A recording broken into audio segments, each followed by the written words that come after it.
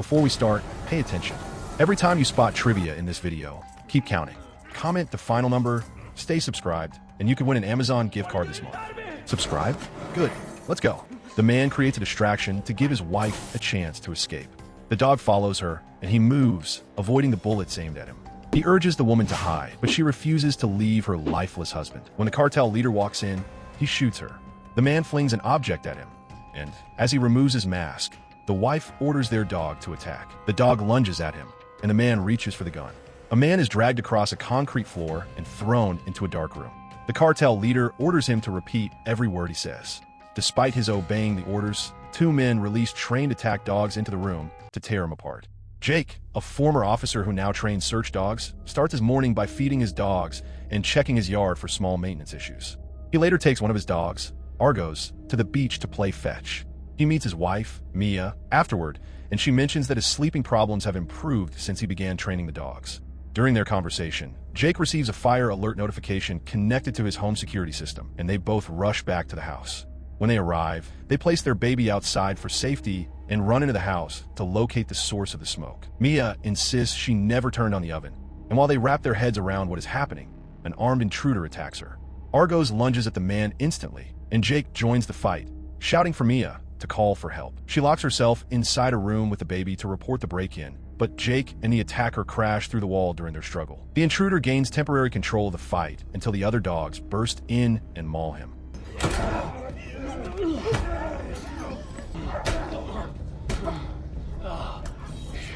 When his ex-co-worker arrives at the scene, the dogs are caught finishing off the attacker. Jake walks away from the chaos and notices that one of his dogs, Socks, is seriously injured. He steps outside to speak with his friend about the dog. Moments later, the house explodes in a massive blast. He checks on Mia and their child, then walks through the burned structure and finds Sock's identification tag in the debris. The police department holds a ceremony to honor the lifeless dog, and Jake attends it with Argos.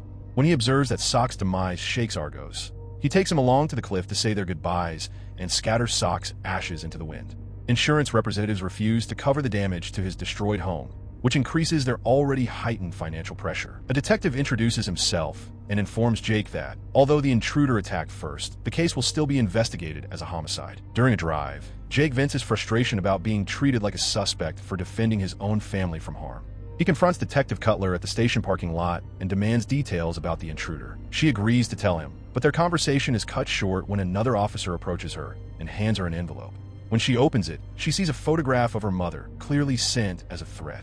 She then reveals that the attacker was Reyes, a journalist investigating the Santa Muerte cartel, and that Reyes and his family were reported missing days before the break-in. During their meeting at the cafe, she shows Jake a disturbing video released by the cartel and tells him about Reyes' murdered family's bodies being arranged on the street. As she pulls out the pictures of her mother, armed men suddenly close the curtains and surround them. The gang leader sits across from Jake, and his men play an audio recording of Mia begging for her life. He places a revolver on the table, and Jake immediately tries to shoot him, but the gun is empty. He picks up the gun, loads a single bullet, and proposes a dangerous game. If he survives one trigger pull, his son lives. Survive 2, and Mia is spared. Survive 3, and Cutler is released. Survive 4, and Argos lives.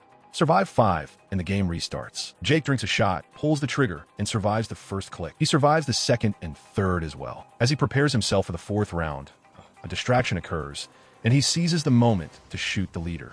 Argos attacks the remaining gunmen, and Jake eliminates the last threat.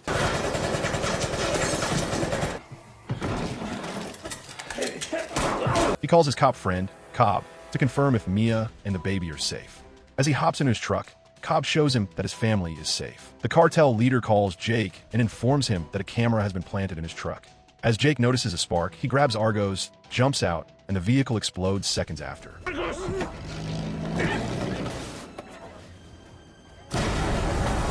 Officer Beekman arrives at the scene. Argos tries to attack him, but Jake calls him to order and lets the officer arrest him. Beekman accuses him of causing the car explosion and informs him that Argos will be taken to animal control. When he tries to protest about his dog, the officer strikes him unconscious. He wakes up in the hospital, noticing a nurse at his side and the chains binding him to the bed. The nurse introduces herself as Liz and tells him that he's been out for 2 hours. He asks for water, and while she steps away to alert Beekman that he is awake, he quietly retrieves his clothes alongside a coin. Using the coin, He unlocks the cuffs as Liz and Beekman both walk towards his room. When she asks why her patient is being detained, Beekman tells her that Jake is a terrorist and a white supremacist. When they get to the room, he asks her to excuse them. Now alone, he admits his ties to the Santa Muerte cartel and presents Jake with a choice: drink poison or watch his family get executed on the internet. Jake attacks, chokes him with the cuffs, frees himself, and grabs his gun. When Beekman regains consciousness, he knocks him down and escapes. He muffles the nurse and apologizes, explaining that Beekman is in cohorts with the cartel targeting him. He then threatens her into silence and sets her free. She sees Beekman crawling on the floor, helps him up, and attempts to tend his wounds. Fear grips her as she reports Jake running toward the stairway. Beekman gives her the spiked water, sending her out of consciousness, then disposes of the evidence.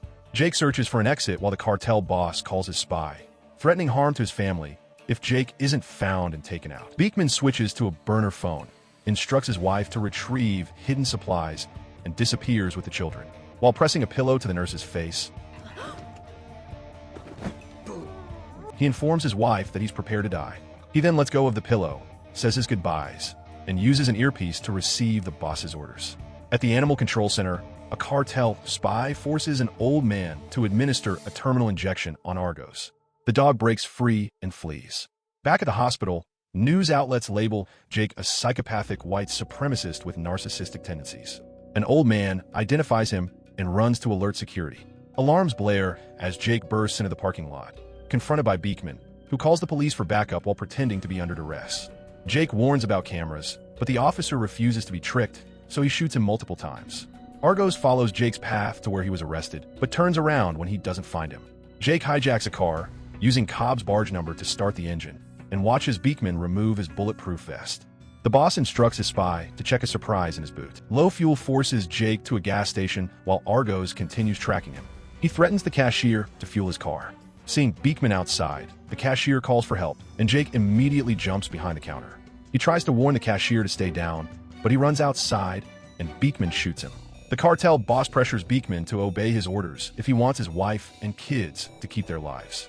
Holding Cutler hostage, he repeats the boss's instructions, grabs gasoline from his car, shoots Cutler's leg, and douses himself with fuel. As he turns on his lighter, Argos bites him, and while he struggles to get the dog off him, he sets himself on fire. The boss watches the officer burn while Jake carries Cutler into the store. She reveals a tracker.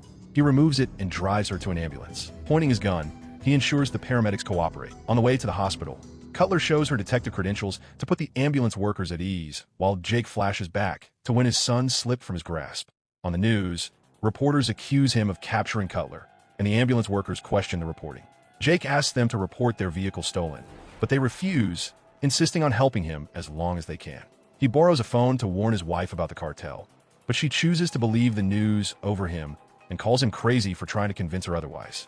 He persuades her to check Cobb outside. When she opens the door, she sees Cobb's severed head and cries.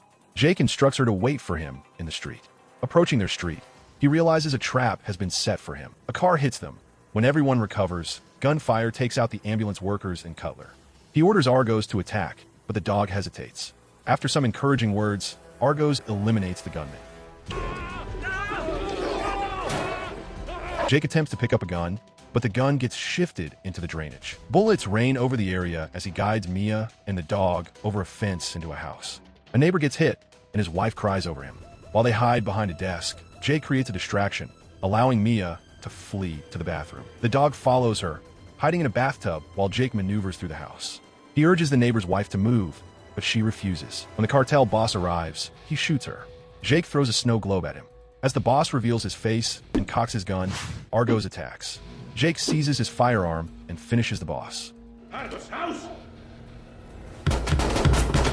Mia visits him in prison after everything, and they reassure each other that nothing will break them apart. Visiting time ends, and he is escorted back to his cell as the Mexican inmates threaten retaliation for murdering their boss. Despite the cartel leader's attempts to frame him as a psychopathic supremacist and his wife not choosing to believe he's gone mad, Jake manages to put an end to the cartel's reign.